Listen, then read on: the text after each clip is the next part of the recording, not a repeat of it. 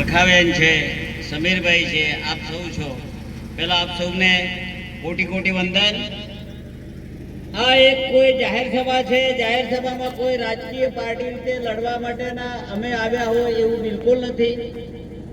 આપણે બધા જનજાગૃતિ લાવવાનું આ એક અભિયાન શરૂ કર્યું છે। અભિયાનના ભાગરૂપે સમીરભાઈ છે, દિલીપભાઈ નેનાબાજી છે, આ બધાએ તમે જે ભગીરથ પ્રયત્ન કર્યો છે એ કરો અને ગામે ગામ આપણે જઈશું। આપણા ઉપર હવે બહુ મોટી તકલીફ આવી પડી છે। ડામોર સાહેબે કહ્યું કે આ દેશના મૂળ માલિકો આપણે છે, એ મૂળ માલિકો કહેવાય એ સિંધુની સંસ્કૃતિથી માંડીને આખો ઇતિહાસ કીધો। આ દેશમાં આર્યો આવ્યા, શેખ આવ્યા, કુષણ આવ્યા, મેર આવ્યા, જાટ આવ્યા, હુણ આવ્યા, મોગલો આવ્યા, અંગ્રેજો આવ્યા। તો આર્યો સામે પણ આદિવાસીઓ લડ્યા, મોગલો સામે પણ આદિવાસીઓ લડ્યા અને અંગ્રેજો સામે આદિવાસીઓ લડી અને આ બધા જાતિકા મુંડા સાહેબ છે, બિરસા મુંડા ભગવાન છે અને ટાટિયા ભીલ છે, એવી મહાન વ્યક્તિઓએ આ અંગ્રેજો બગાડવામાં ભગીરથ પ્રયત્ન કર્યો, શહીદો થઈ ગયા, પણ એના ફળ આદિવાસીઓને મળ્યા નહીં। ઉલટાણો આજે અંગ્રેજ સરકાર કરતી હતી એવી જ જોખમી કરતી, એવી જ જોખમી આજની આ સરકાર કરી રહી છે અને આપણે બધા ચૂપ છીએ। આપણે બધાને અલગ અલગ ધર્મમાં કોઈ મુસ્લિમ બનાવી દીધા, કોઈ ખ્રિસ્તી બનાવી દીધા, કોઈ હિન્દુ બનાવી દીધા, આવી રીતે આપણા ધર્મના નાતે આપણને વિભાજન કર્યા, અલગ અલગ ભાગડા પડ્યા અને એમાંથી છુટકારો ના મળે તો કોઈ કોંગ્રેસ વાળા બનાવી દીધા, કોઈ ભાજપ વાળા, કોઈ આપ વાળા, કોઈ બાપ વાળા, એટલે આપણી શક્તિઓ છે ને અલગ અલગ કરી દીધી। આર્યોને એટલે જે બિના દિવસો છે એ એક મુઠ્ઠી માર્યા, એ ભલે ગમે તે હોય પણ એમની એક રાજકીય પાર્ટી નક્કી કરે એ પાર્ટીને જ આપે અને બાકીના મતો આપણા લઈ જાય, આપણા લઈ જઈને મત થકી સરકાર બનાવે ને એ સરકાર આપણા ઉપર જોખમી કરે, જુલ્મ કરે। અમને દિલીપભાઈએ કીધું સાહેબ 3 ઘર છે બિલોડામાં, 3 ઘરના બાળકો જો આ હજારોની લાખોની સંખ્યામાં આદિવાસીઓની વચ્ચે એક છોકરાને મૂળ મારીને બે બહાન અવસ્થામાં લાગી જાય, કદાચ એ ભાઈ જીવશે ને તો એનું મગજ તો ખાસ થઈ જવાનું છે। હું એ સભામાં બી આવ્યો હતો, એમને મેં મુલાકાત બી લીધી છે, પણ આપણો સમાજ કેમ આમ છે એ ખબર નથી પડતી। આ આપણા સમાજને એક કરવા માટે ઘણું કરવા છતાં આપણા વચ્ચે જ આપણા જાસૂસો રહેલા છે, રાજકીય જાસૂસો આપણા વચ્ચે રહી જાય અને એમ કે છે જો પ્રવીણભાઈ તો કહેતા હતા પ્રવીણભાઈ તો આમ છે, દિલીપભાઈ આમ છે, ખરાડી સાહેબ આમ છે, વિપુલ ડામોર આમ છે, સમીરભાઈ આવી છે, એવી ગંદી ગંદી વાતો કરે અને આપણા વિરુદ્ધમાં વાતો કરશે। એટલે મિત્રો આ કામ તો આપણે કરવું પડે। હું નાની સરખી ઓળખાણ આપી દઉં તમને, મારું નામ છે જે ચારેલ, વતન છે સંતરામપુર, નાની રેલ પશ્ચિમ, મહીસાગર જિલ્લો અને નવા સચિવાલયમાં ઉપસચિવ તરીકે હતો અને જ્યારે હું સચિવાલયમાં નોકરી કરવા આવ્યો તે દિવસથી આપણા આદિવાસીઓ પ્રત્યે થતા અન્યાય અત્યાચારની લડાઈ મેં ત્યારથી જ કરેલી છે। 1985માં પ્રવીણભાઈના ફાધર, પ્રવીણભાઈ અમે નગજી દાદા કહેતા, એ ત્યાંથી આવી જતા અને આજે પ્રવીણભાઈ એકલા જ લડે છે, એકલા જ દોડે છે। એવી રીતે અમે નગજી દાદાને અમે 2 જણા સરકાર આગળ ઝુઝુમતા, અમારી ધરપકડ થતી, જેલમાં બી જતા, પણ અમે કોઈ દાડો ડર્યા નથી। અને એ થકી તમારા આ વિસ્તારના મંત્રી છે અને એમના પત્ની છે એ ડેપ્યુટી કલેક્ટર થયા અને તમારા અહીંના રાજ્યસભાના સભ્ય છે એ અમારી લડતને થકી એ સચિવાલયમાં નોકરીમાં આવ્યા, આઈપીએસ થયા અને ડેપ્યુટી કલેક્ટર થયા, પણ આ લોકો આપણા સમાજને ભૂલી ગયા છે। આજે તમે મળવા જજો, એમનો અનુભવ કરજો, તમને કાગળિયું લખવામાં બી આનાકાની કરશે। એટલે આવા સમાજને આપણે સુધારીને આપણા રાજકીય નેતાઓ એટલા બધા પાવરફુલ બનાવવાના છે કે એ હોતા હોતા દરરોજ આપણી જોડે આવે, આપણા કામોની પૂછા કરે અને આપણા દુઃખોના સહભાગી બને, એવા આપણે નેતાઓ લાવવાના છે। મિત્રો તમે રાજ્યસભાના સભ્ય અહીંના છે, એમને ઓળખો છો? કોઈ ઓળખો છો? અરે રમીલાબેન બારા વિસ્તારના છે કે નહીં?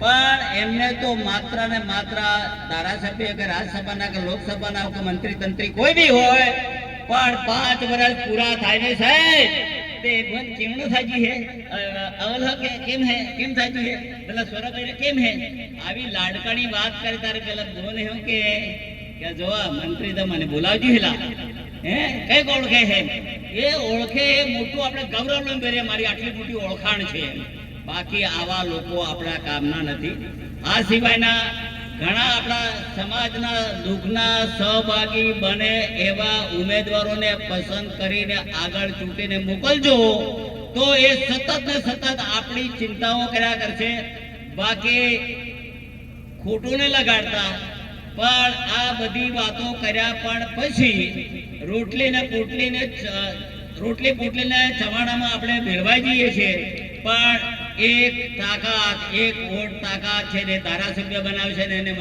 મંત્રી બી બનાવે છે એટલે મિત્રો કહેવાનું જે મારે કાંઈ કહેવાનું હતું એ વિપુલભાઈ બોલી ગયા દેશના આદિવાસી વિશે બોલી ગયા દેશના અસ્તિત્વના બોલી ગયા અને પરવણીભાઈ તો ખરેખર છે ને એ દરેક જગ્યાએ જાય છે એ એવા વિસ્તારમાં રહે છે કે ચારે બાજુ બક્ષી પંચવાળા ખોટા દાખલા વાળા છે એના ઉપર કેટલા હુમલા થયા પણ એ માણસ નીડર છે મરવા માટે તૈયાર છે તૈયાર એટલે એના કોઈ સ્વાર્થ માટે નથી કોઈ ધારાસભ્ય નથી થવું એને કોઈ નેતા નથી થવું પણ આપણા સમાજ માટે મુઠ્ઠીમાં જીવ લઈને એ ફરે છે દિલીપભાઈનું પણ એવું છે દિલીપભાઈને કોઈ સ્વાર્થ નથી અરે મિત્રો હમણાં 8મી તારીખની વાત કરો આ દિલીપભાઈને તમે બધા જાણતા હશો આપણા આલમપુરમાં આપણા સમાજના લોકોએ એક ભવન બનાવ્યું છે ગ્રાસ્યા ભવન કયું ભવન બનાવ્યું છે ખબર છે કોઈને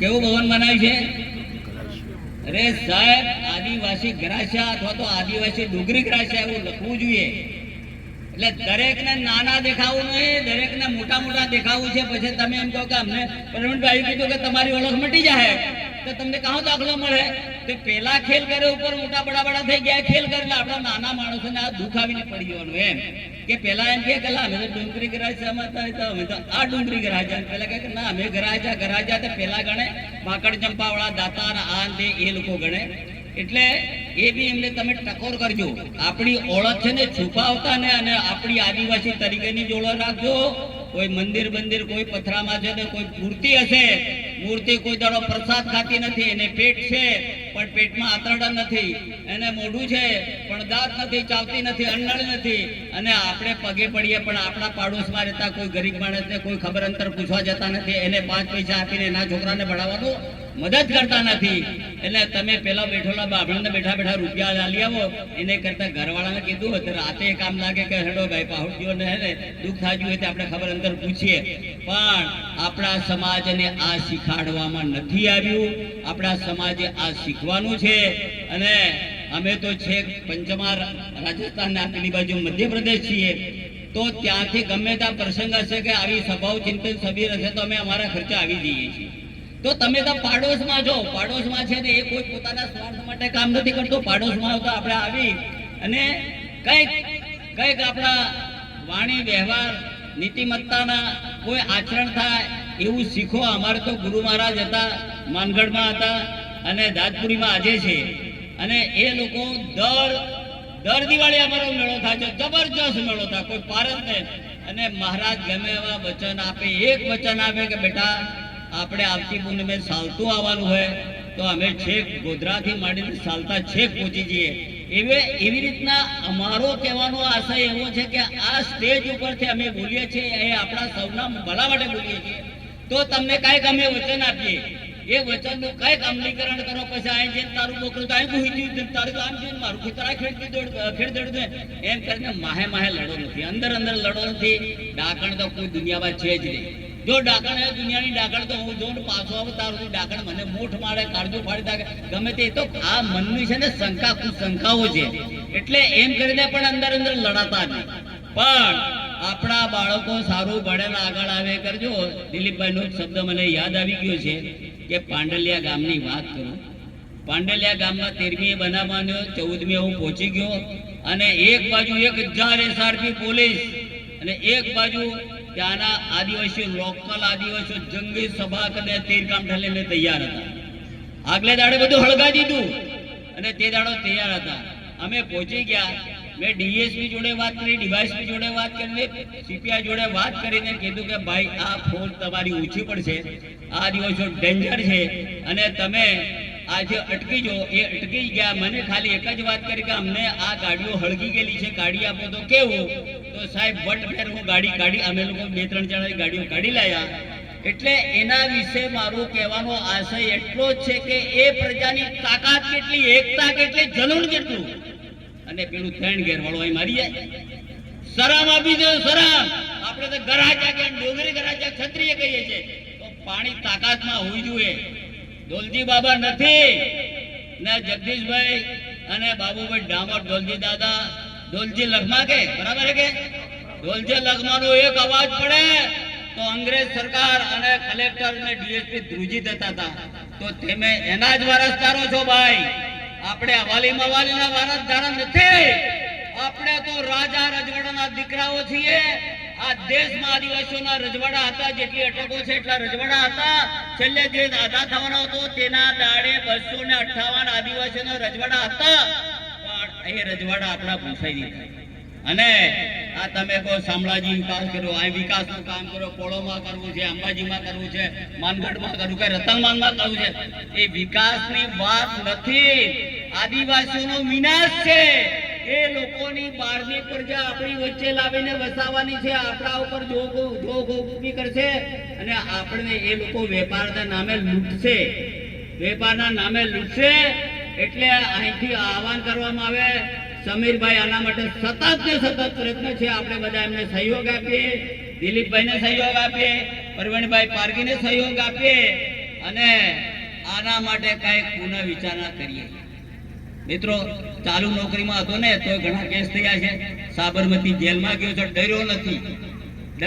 તો તમે તો નોકરી નથી કરતા તો કાય ખાધું ને ખાધું, પણ એક છાપ ઊભી થાય કે આદિવાસી હવાલીમાં વાલી નથી. એમ હે આદિવાસીઓ હવાલીમાં વાલી નથી અને એ આપણે કરીને બતાવવાનું છે. બહેનો, આપણે બધી કાળીબાઈ બનવાનું છે. કાળીબાઈ એક દાંતરોડ લઈને નગર અંગ્રેજીને ખાપ્યા હતા, બરાબર. અને તમને બી એક થાય કે તું અહીં કાંઈ જા, તારે મીટિંગમાં નહીં આવું. એ હું તમને મીટિંગમાં એટલા માટે નહીં આવવા દે કે જાણી જાય તો મને ફરી ખખડાયા કરે. આવું હે એટલે તમે બધી બહેનો બધા આવજો. મારું છેલ્લું એક જ આહવાન છે આપણા માટે. તિલકી માજી ભગવાનના રૂપમાં લડ્યા, બિરસા મુંડા ભગવાનના રૂપમાં લડ્યા અને ટાટિયા ભીલ એ પણ ભગવાનના રૂપમાં લડ્યા. અને છેલ્લે બધાના રચિતા જયપાલ મુંડા અને બાબા સાહેબ આંબેડકર, એ જ આપણા ભગવાન. એ જ રોટી કપડા અને મકાન આપ્યું, એ જ આપણા ભગવાન છે. તો આ ધરતી ઉપર બેઠેલા તમામ બિરસા મુંડા બનો, તિલકા માજી બનો અને ટાટા ભીલ બનો. આટલું કઈ વીરવું છો. જય ભીલ, જય બિરસા મુંડા ભગવાન, જય વીર પ્રદેશ.